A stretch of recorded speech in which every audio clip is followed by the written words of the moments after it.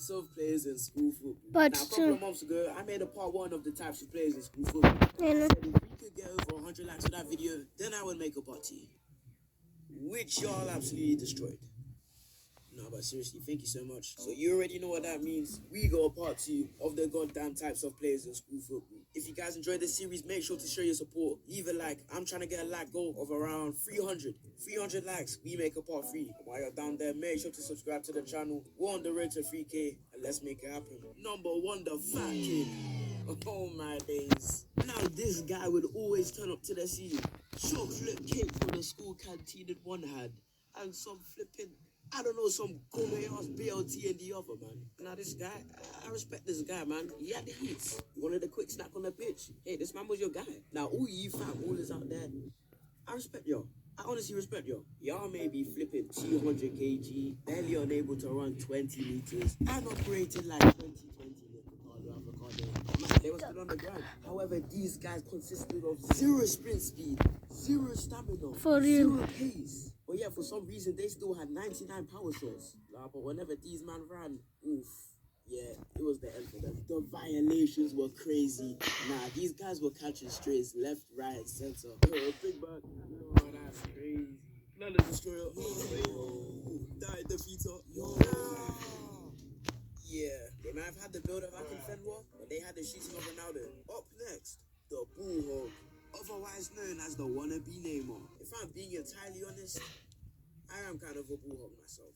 But I at least passed. These bullhogs that I'm referring to had no X button.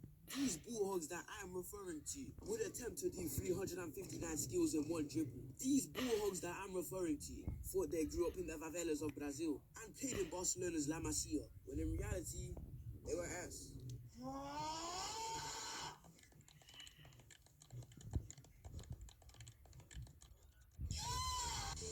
They really tried to recreate Messi's solo goal 10 times in one lunchtime, but they were just allergic to passing. Bull hoggers are like that one card you really want to score with in FIFA. In their whole lunchtime football career, they probably only had about 1 assist. And the worst thing is, they would always expect you to pass it to them. And if you didn't, well, they would crash out. But someone else who crashed out a lot was the crybaby. Now, if you're a crybaby, man, you're bro. automatically a number 1 up. These guys are so goddamn annoying. I'm sorry. But seriously, you're telling me you're in your teen years and you're still crying in football?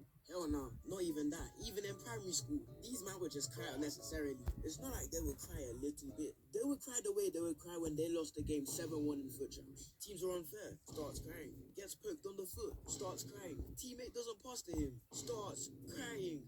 Monkey, go up. He was also one of them guys who complained non-stop. Always scored fouls when they clearly were fouls. And if he didn't get the foul, he would just walk off and sulk for 5 minutes, then come back because he knew he had nothing else to do. He also tried to be the main character. He thought that if he walked off, we would stop the game and convince him to start playing again. But broski, no one cares. You're not the main character. He took things way too seriously. But my friend, this year 6 lunchtime football, it's never that deep. In short, this guy just killed the vibe. And in general, it's just an all you ball owners out there, stay away from this man.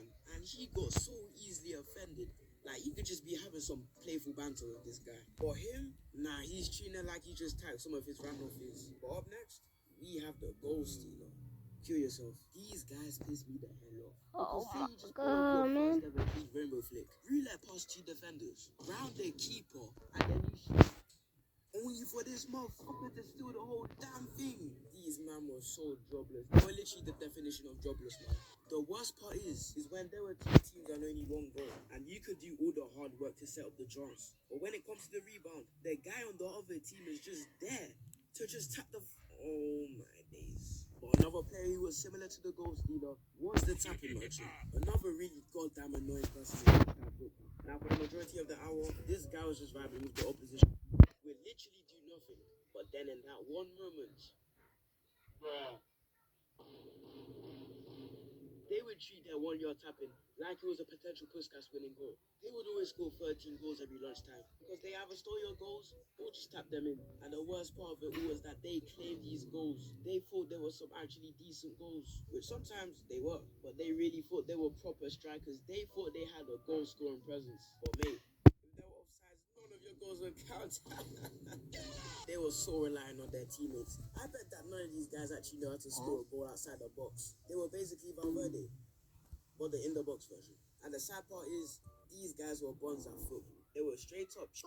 They had the football ability of actual speed, but the finishing of Haaland. So if you think about it, they were good, or not good. Now what are you talking about? Good. These men were trash. These men suck. The next player we have is the defender that was a forward. Now I don't know if y'all know what I'm talking about, but there's a defender who's basically a striker. So he would usually play as a centre back and usually have very good defending. But when he got the ball, he would just spawn in with 99 dribbling and start dribbling past the entire team. It was like someone who used to play striker but get forced playing as a centre back because of their manager. They were usually quite tall and also very techy. Nothing much to say about this guy except for his OPness and the fact that if you had him on your team, yeah, you were cooking. But now for the final player, we have the piss taker, the number one. Anthony, man. Other than the They will call him the good, but nobody actually likes him that bad. But when there's someone else doing it to you, yeah, it's not fun anymore. Piss takers are people who just ruin the fun of the game. Imagine you're trying to take a corner, then this guy spawns behind you, takes the ball and boots it away. Rage bait at its finest. They thought they were so funny, man. I just wanted to punch this guy in the face. You're trying to play a match of lunchtime football, then this guy just picks the ball up and starts playing rugby with it.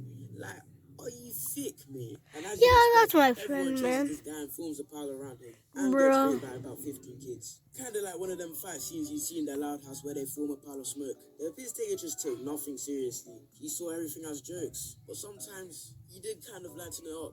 But anyway, that's the part 2 of the types of players in school football. If you enjoyed this video, make sure to leave a like. Remember, 300 and another one. Subscribe. Yeah. If you want to see part 1, click right here.